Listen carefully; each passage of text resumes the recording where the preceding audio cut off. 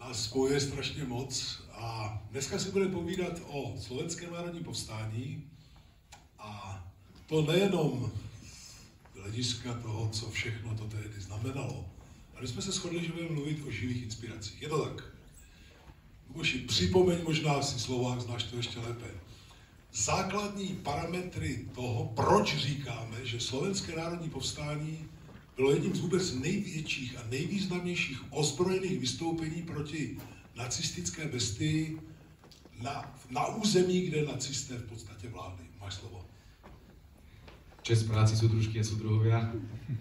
Dovolte pozdraviť vás od slovenských predstaviteľov slovenskej vlády a našej politickej strany Smer, Slovenská sociálna demokracia. Ja som veľmi vďačný, že môžem byť na juhu Čiech na pozvanie Jozefa Skálu a ďalších priateľov a súdruhov z KSČM a z hnutia Stačilo. Naozaj môžem potvrdiť, že s priateľkou, kolegyňou, kamarátkou Katkou Konečnou máme výborné vzťahy v Európskom parlamente, rovnako ako s ďalšími českými komunistami a ľavičiarmi a ja verím tomu, že dokážeme spoločne v Európskom parlamente, ale aj celkovo v našom stredoeurópskom priestore zabrať. Pretože Pepa to začal tak historicky, kde bol význam Slovenského národného povstania, ja sa k tomu vrátim, ale dovolte aj hneď na úvod povedať, že Európa dnes potrebuje jedno veľké povstanie, veľký tresk proti novodobým fašistom. Keď hovoríme o fašizme, stačí si pozrieť definíciu tohto slova, zoberiem to širšia. Sú to predstavitelia, politickí predstavitelia vojny, nenávisti, militarizmu, totalitarizmu. Ľudia, ktorí prenásledujú iných za ich slobodný názor. Ľudia, ktorí chcú, a to je historicky potvrdené, zničiť Rusko. Ľudia, ktorí chcú zbrojiť a nenávidieť. A teraz sa pozrite na slovenskú opozíciu. Nebudem hovoriť o Českej republike, lebo mi to nenáleží. Som slovenský politik a rešpektujem suverenitu Slovenskej republiky a zároveň vám ako stranický politik veľmi držím palce. Ale pozrite sa na slovenskú opozíciu. Pozrite sa na to, čo robia mnohé západné kruhy. Ženú nás do vojny proti Ruskej federácii. Podporujú ukrajinských neonacistov. Podporujú banderovcov, ktorí kedysi plienili aj slovenské územie ešte v roku 1945 a neskôr.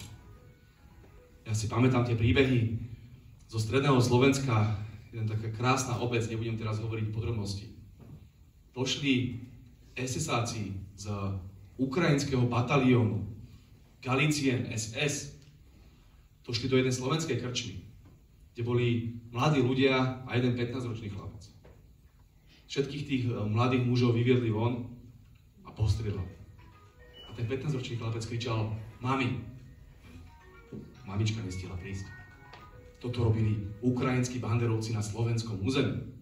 A my dneska posielame ukrajinským banderovcov zbrane, aby viedli vojnu proti Rusku. Ja som hrdý na slovenskú vládu, že zastavila dodávky zbraní. Som hrdý na Slovensko, že odmieta hlas vojny v Európe a že kritizuje vojnu proti Rusku. My nesmieme dopustiť tretiu svetovú vojnu. A keď dneska dokonca počúvame, že Ukrajinci s nemeckými a americkými zbraňami napadli Kurskú oblasť, čiže ruské územie, tak sa vraciame do úplnej paralely s druhou svetovou vojnou. Naposledy boli nemecké zbrane na ruskom území v roku 1944, už ani nie 45. A my teraz toto máme podporovať. Preto pri príležitosti Slovenského národného povstania si v prvom rade povedzme, že odmietame vojnu proti Rusku. Že odmietame akékoľvek vojenské úsilie proti bratským slovanským národom. Že odmietame západné vojny.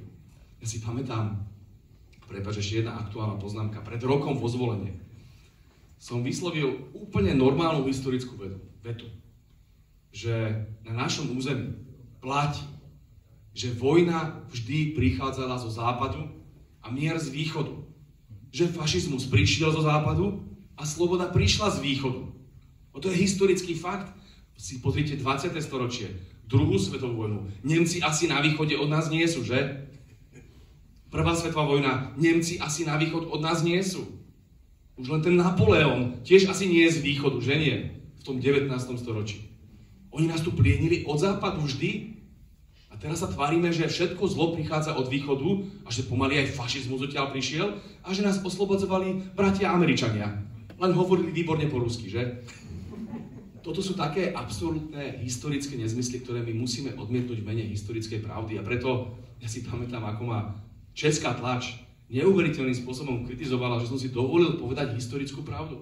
Tak ju hovorme znova. A sebavedomo a suverénne a opäť. Nebojme sa toho. Ja viem, že by nás najradšej zastrelili. Aj sa pokúsili Roberta Fica zastreliť, spomente si. Ale my sa nesmieme báť. Nesmieme stratiť mladú generáciu. Mladá generácia si váži odvahu, statočnosť. A ja si vážim statočnosť našich starých otcov, ktorí sa povstali v Slovenskom národnom povstaní. A keď Pepa začal tú otázku, a ja ju dokončím, tým, aký význam malo Slovenské národné povstanie v roku 1944, tak si uvedomme, že my sme boli de facto nemeckou kolóniou. Nechcem teraz povedať, koho sme kolóniou, ale boli sme západnou kolóniou a naši starí otcovia a staré mamy povstali. A viete, to nie je len tak, že výjsť s puškou, zoberte si teraz, že by ste vyšli s puškou niekam do hôr a že by ste tam bojovali s istotou, že zomriete. Pretože tá nemecká armáda mala neuveriteľnú presilu. A my sme boli v tyle nepriateľa, to nebolo len tak. Jediná nádej spočívala v tom, že sovietská armáda príde včas, čo bolo prakticky nemožné, pretože tá Dukla sa nedala prebiť. A oni napriek tomu išli. Ja si ich neuveriteľne vážim. To sú hrdinovia. Žiadni Rambovia, žiadni Rockyovia, žiadni americkí filmoví hrdinovia. Skutoční Slováci z mäsa a kosti. Spolu s českými bratmi, spolu s Rumunmi, spolu so Sovietmi, Rusmi a ďalšími. Francúzmi, Juhoslovanmi, Bulhármi. Bojovali za slobodu a za mier. To sú naši hrdinovia. A preto dovoľte, aby som vyjadril ešte vďaku vám všetkým, ktorí nezabúdajú. A je pre mňa neuveriteľná česť, že dokonca v Českej republike. Lebo bolo to súvislé, hej? Boli sme spoločný štát, mali sme spoločné dejiny a tak ďalej, ale že na Slovensku si mnohí liberáli nevedia uctiť skutočnú pamiatku všetkých tých, ktorí bojovali v Slovenskom národnom povstaní vrátane komunistov. Ale vy v Českej republike si to uctiť viete. Za to vám patrí. Veľká vďaka.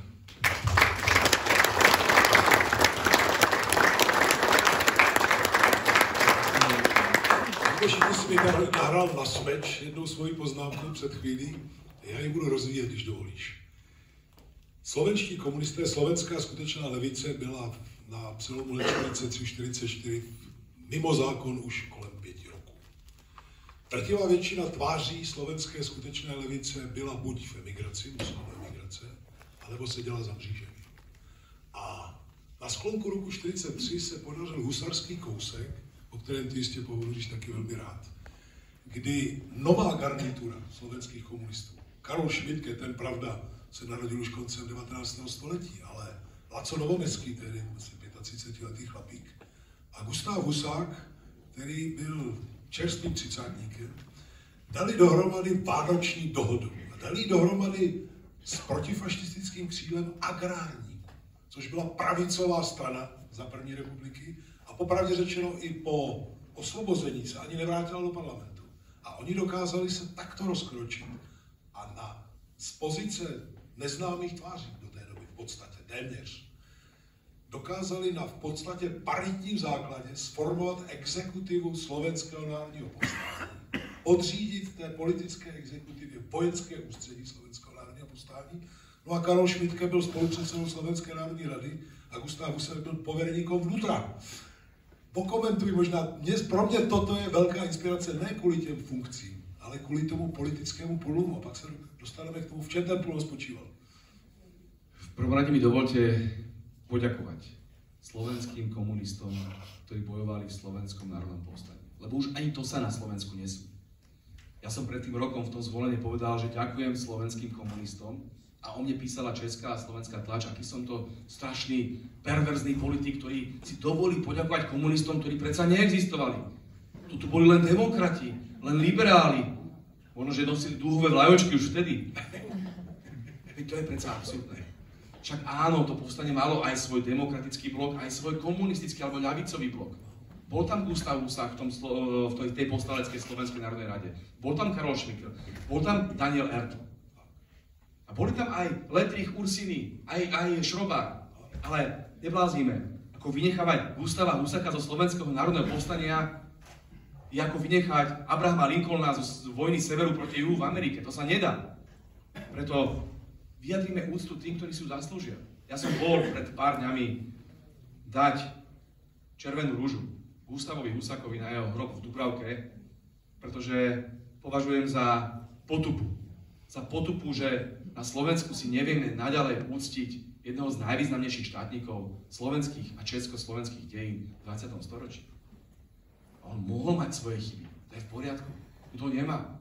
Ale to, že bol významný povstalecký líder, to, že bol vlastenec, to, že bol ľavičiar a veľmi významný komunistický intelektuál, tomu nikto nezoberie. A bol navyše 9 rokov v base len preto, lebo bojoval za svoje presvedčenie. To takisto mu nikto nezoberie. Takýchto politikov potrebujeme, ktorí sa neboja postaviť sa proti názoru väčšiny vo chvíli, kedy to nie je populárne. Myslím, že toto s Pepom dosť pravidelne robíme v aktuálnej dobe. Preto dovoľte poďakovať naozaj slovenským komunistom a myslím to veľmi úprimne. Boli tam ľudia všetkých rôznych politických presvedčení a ja tým nechcem teraz vynechávať, opäť opakujem, agrárnikov, demokratov a ďalších. Však boli tam viacerí antifašisti, ale prečo vynechávame komunistov?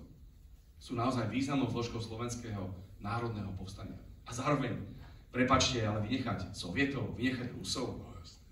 No, partizánske úsilie by nebolo možné bez spolupráce so sovietským vedením. To je nemožné. A tie mená ako Jegorov, ale aj na Slovensku mená ako Žingor, nemôžeme zabúdať. Preto Pepa má maximálnu pravdu, že musíme si spomínať na Slovenské národné povstanie, na naše významné osobnosti a Vianočná dohoda, a tu bude možno posledná poznámka, má možno ešte iný význam pre dnešné časy. Vianočná dohoda bola dohoda všetkých antifašistických síl. Naľavo aj napravo, aby sme porazili novú totalitu, vtedajší hnedý fašizmus. Premietnime sa dneska o 80 rokov ďalej a pozrieme sa, akému fašizmu čelíme dnes. Hnedý už celkom nie je. Je to možno dúhový fašizmus. Je to možno modrý fašizmus.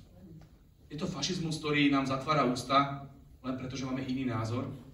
Oháňa sa americkou kultúrou, nenávisťou voči Rusku. Oháňa sa tzv. Neoliberálnymi hodnotami. Je to liberálny fašizmus. Je to progresivistický fašizmus. Ja to hovorím veľmi otvorene, pretože tí, ktorí dneska hovoria o liberalizme, nikdy nečítali Voltaira, ani Johna Stuarta Milla, ani Montesquieho, ani ďalších liberálov. To sú mentálni fašisti, pretože akýkoľvek iný názor chcú potrestať. Nás na Slovensku ako opozíciu kriminalizovali za iný názor. Vás v Česku takisto. Spomenieme si napríklad Petra Druláka, spomenieme si na tých, ktorých prenasledovali za iný názor. Marek Hrubec a ďalší intelektuáli, ľavicoví intelektuáli, ktorí boli vyhadzovaní zo škôl len preto, lebo mali iný názor. Takisto ako ja na Slovensku, Edo Chmelár, Jan Čarnogurský a ďalší.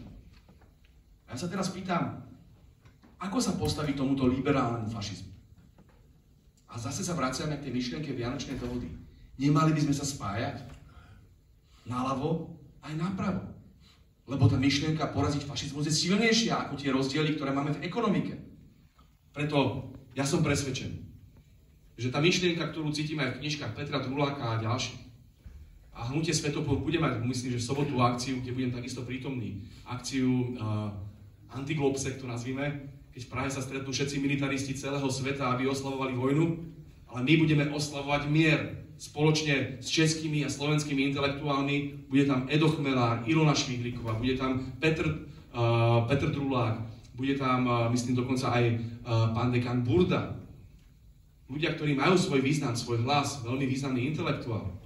Budeme hovoriť o mieri, o slovensko-českej spolupráci, o našom priateľstve, o našom bratstve. Nie ako česká vláda, ktorá by nás najradšej zničila, len preto, že máme iný názor.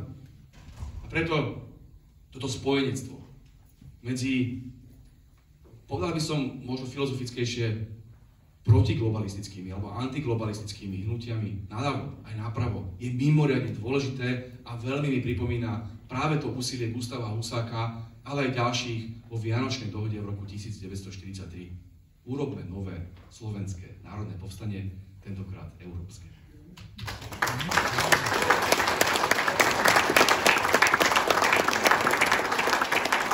Božím nás dva spojuje i to, že jsme marxisti. A že pro nás marxismus není jenom služkou pár nějakých heslíček, ale znovu a znovu promýšlíme všechno, řekl bych, očima marxistické metody, marxistické teorie, kterou já označuju za impozantní chrám ducha, prostě impozantní katedrálu ducha. Když se vrátíme znovu do té situace, slovenští komunisté byli zahnáni do ilegality a na té křižovatce, kdy bylo zřejmé, že už nacistická bestie prohraje asi, se rýsovalo několik východisek. A bylo třeba zabojovat o takové, které nejenom vrátí suverenitu Slovensku, protože Slovensku hrozil osud i poražené země za určitých okolností, což není výčitka žádnému Slovákovi, Zadové, ty mě rozumíš dobře. A bylo třeba, aby se vytvořilo široké seskupení, paritní seskupení, nikdo neříkal, že to je, já jsem toho šéfem. A v něm byla avantgarda. A já si myslím, že tento dvojkrok je jádrem toho, o co kráčí dneska. Že toto musíme udělat dneska, byť se ty kulisy změnily. Je to jinak, ty jsi je popsal. Ale jádro postupu kupředu, aby to nebylo tak, že padne jeden Fiala a místo něj přijde jiný Fiala u nás, jo? Ale aby to byl opravdu zlom, který vede někam dopředu. Já si myslím, že v tom je jádro. Jak to vidíš ty? V prvom rade súhlasím s tebou, že áno, marxizmus je teória, je filozofia, ktorou sme mimoriadne inšpirovaní a nesmieme sa za to hanbiť. Ja som napísal už, to bolo možno 15 rokov dozadu, keď sme spolu chodívali v Atenách a v Ríme po rôznych ľavicových konferenciách a mal si na mňa veľký vplyv, môžem veľmi rád a s hrdosťou priznať. Som napísal knižku Späť k Marxovi. Potom som napísal knižku o Leninovi. Teraz som napísal knižku o Che Guevarovi. Čím ďalej, tým horšie. Tým viac ma nenávidia slovenská slnička.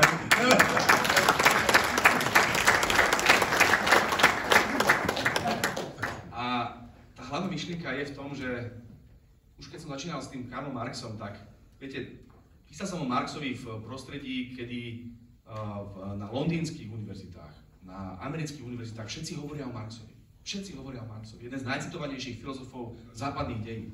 Ale tu na Slovensku a v Čechách sme sa tvárili, že nie. Že to neexistuje, to nemôže byť, to všetko je zlo, to všetko je monštrum, to všetko je gulag. Absurdné.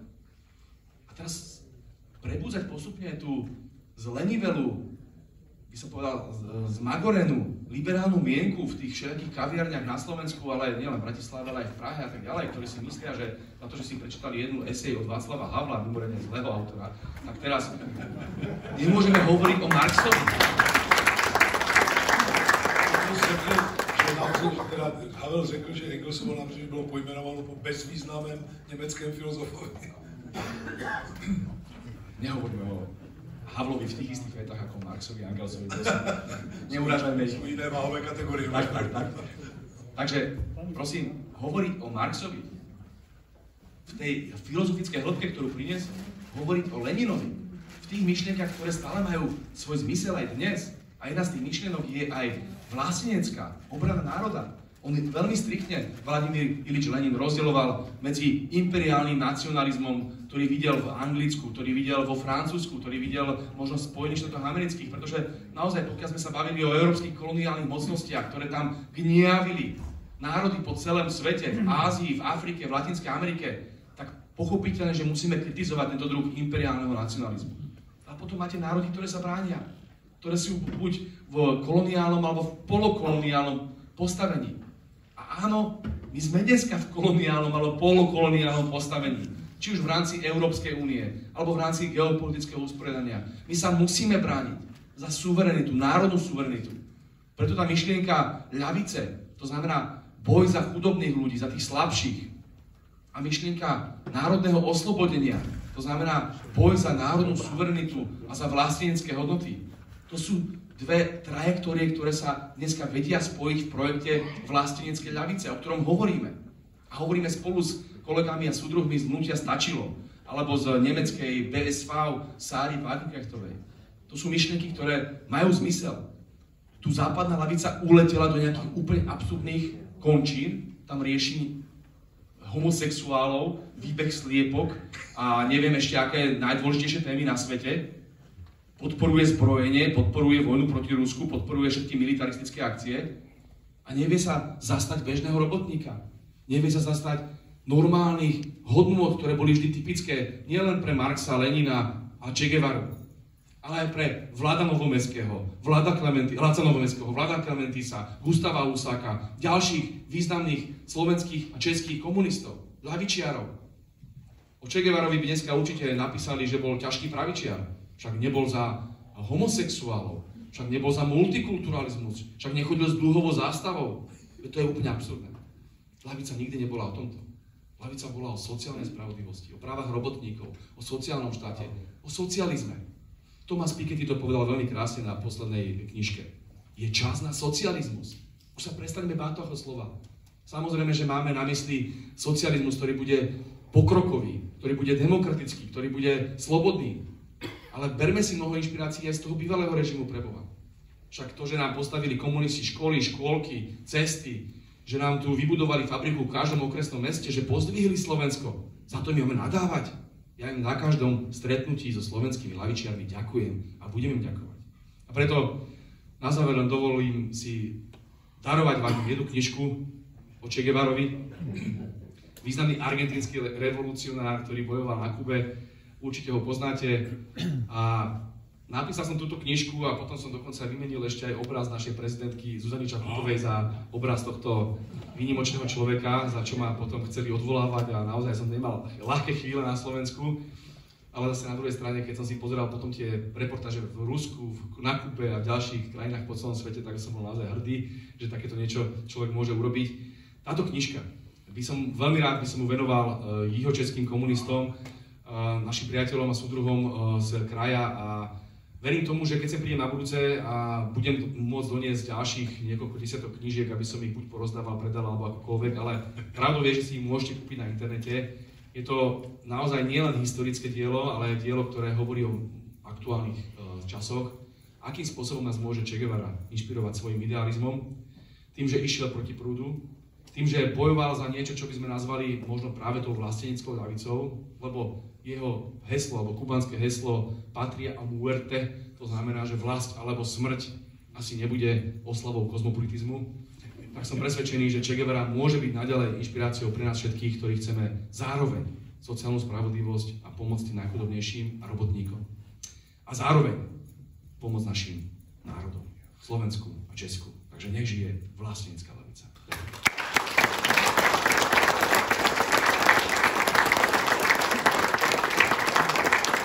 Ty mě znáš jako knihomola a musím ti vyseknout poklonu.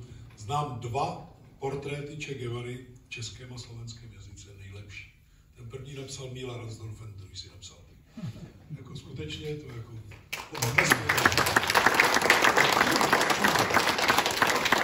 Když dovolíš, to vyjádřím ještě v takové zkratce.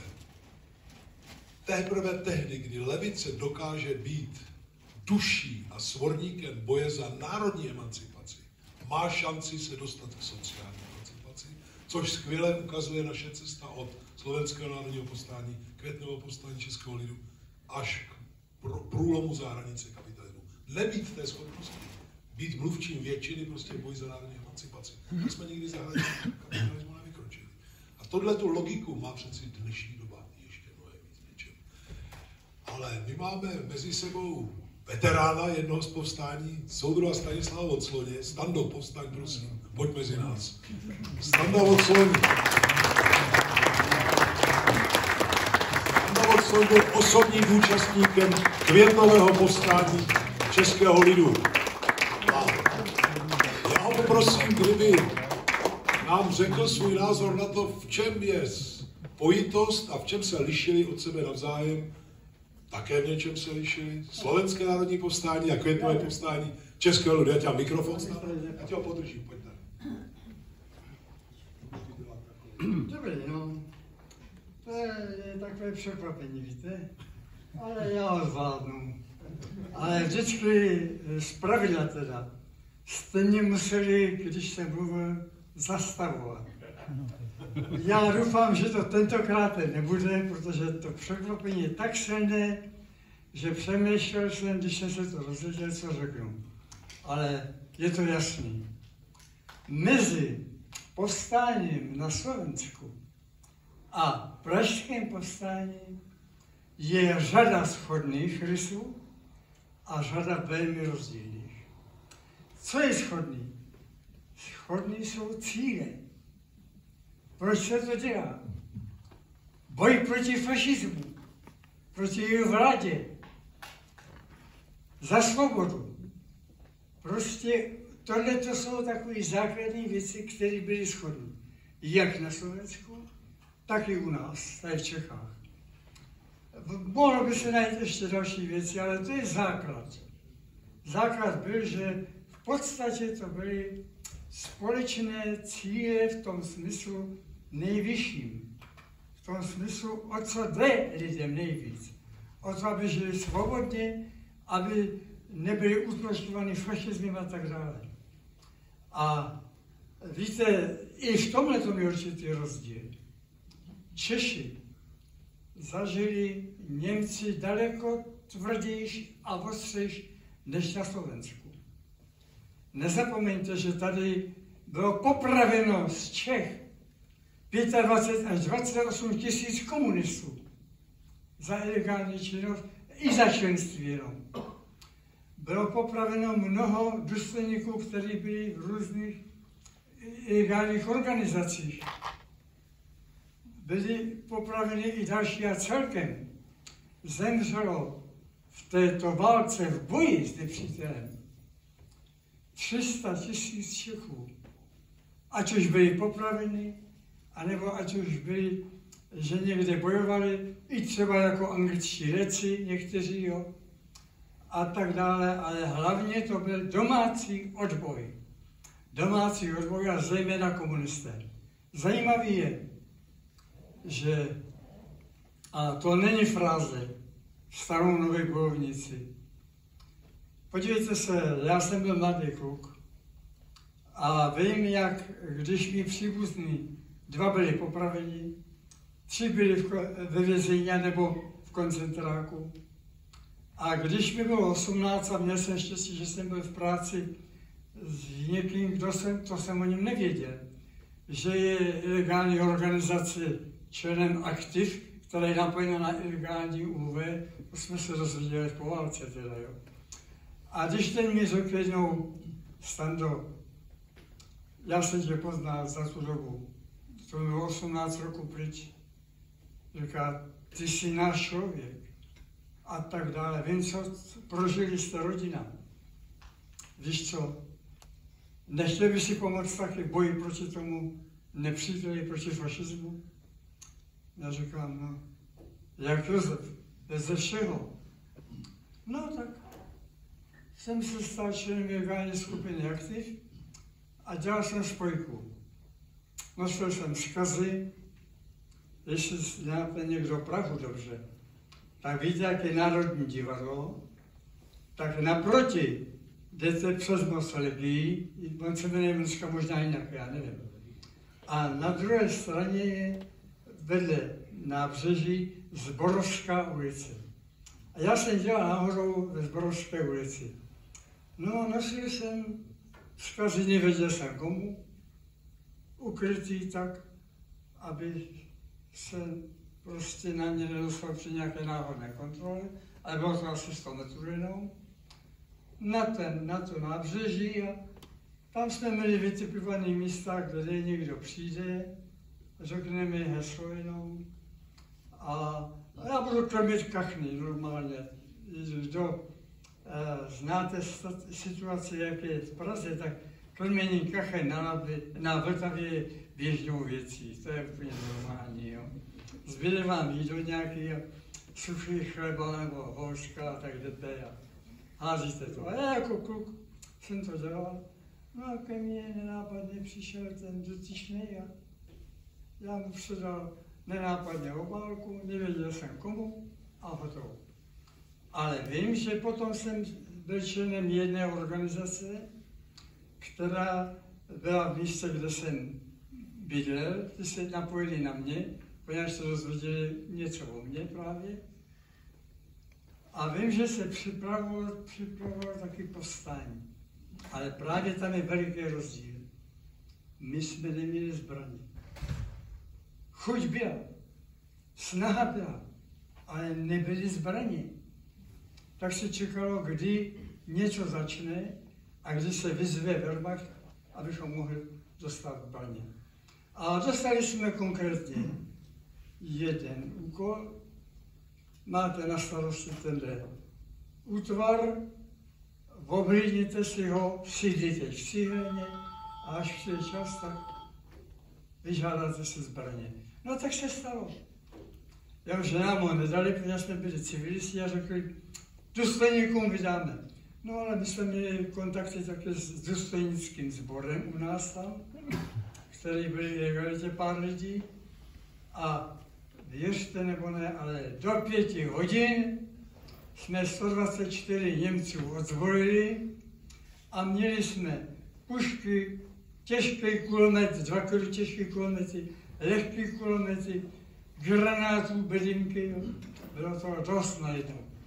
A už se šlo na barikády nám dělali někteří ještě jiní, dostali jsme rajony, bylo to vojenské velení, to podotýkám, vojenské velení, ale lidi, kteří byli, jeden byl v legalitě členem strany dokonce.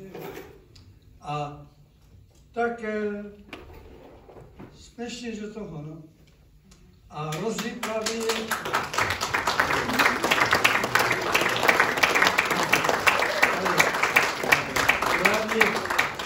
je v tom, že jsme neměli ty zbraně oproti vám. Ale dostali jsme je, nebo dostali. No prostě museli nám je dát a v ostatní jsme se postavili. To víte, taky byli mezi námi lidi, kteří, u nás na barikádě byli 2, kteří to odnesli.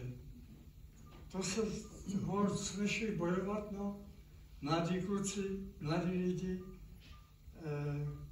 ale pod 18 někdo, to byly 18 byla hranice, jo.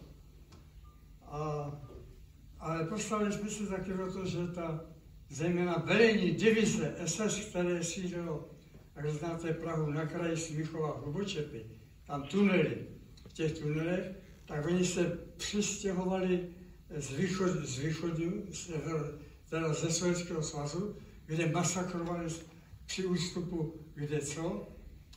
No a my měli to štěstí, že jsme je měli na mušce a já měl to štěstí, že jsem hrával jako mladíku házenou a uměl jsem házet nejvíc granátem, ale na zkoušku kamenem jenom.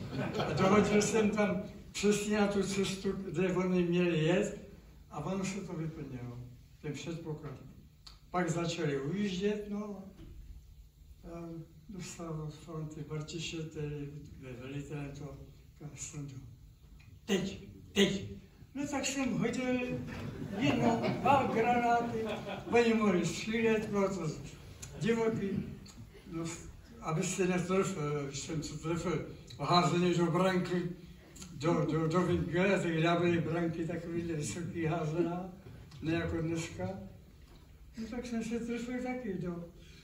Přátelé, já mám nápad. Takhle se pojde. Standu pozveme na zvláštní besedu, Standu díky Květku pozveme na velkou besedu, byl už hlavní řečník, tam to všechno už, a teď se nás dneska zde bude pokračovat. Ne, ale jenom bych chtěl říct tohleto.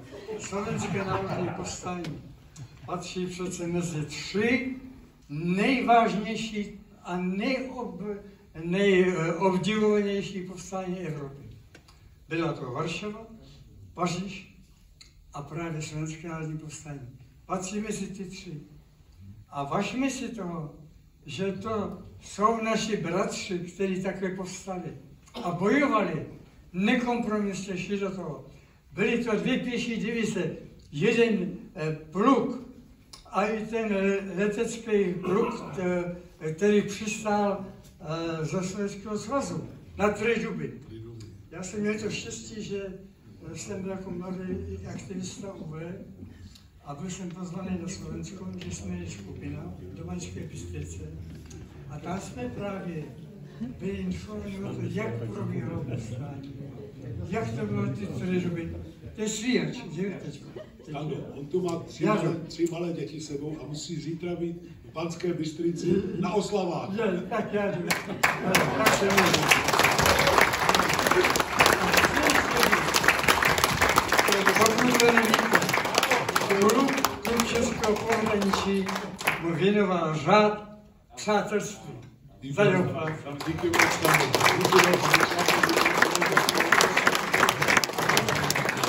Děkujeme moc tátovi, který je nezničitelný, bude mu 98 let a má duši čilejší než spousta padesátníků. A já myslím, že je na čase poprosit Kateřinu Jirousovou, naší lídryni se skupení Stačilo do krajských voleb. Pojď k nám, Kateřino.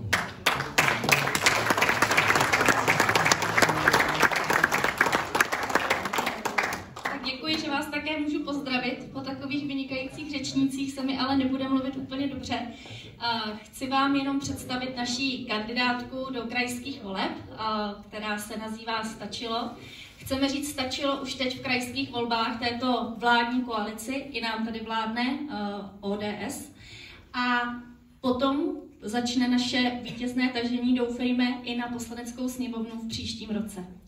Já bych vás ráda pozvala k volbám, které se uskuteční 20. a 21. října a doufám, že přijdete všichni. 20. a 21.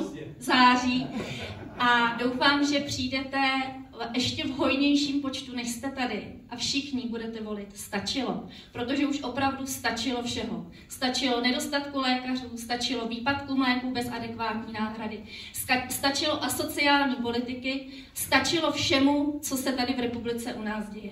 Děkuji moc.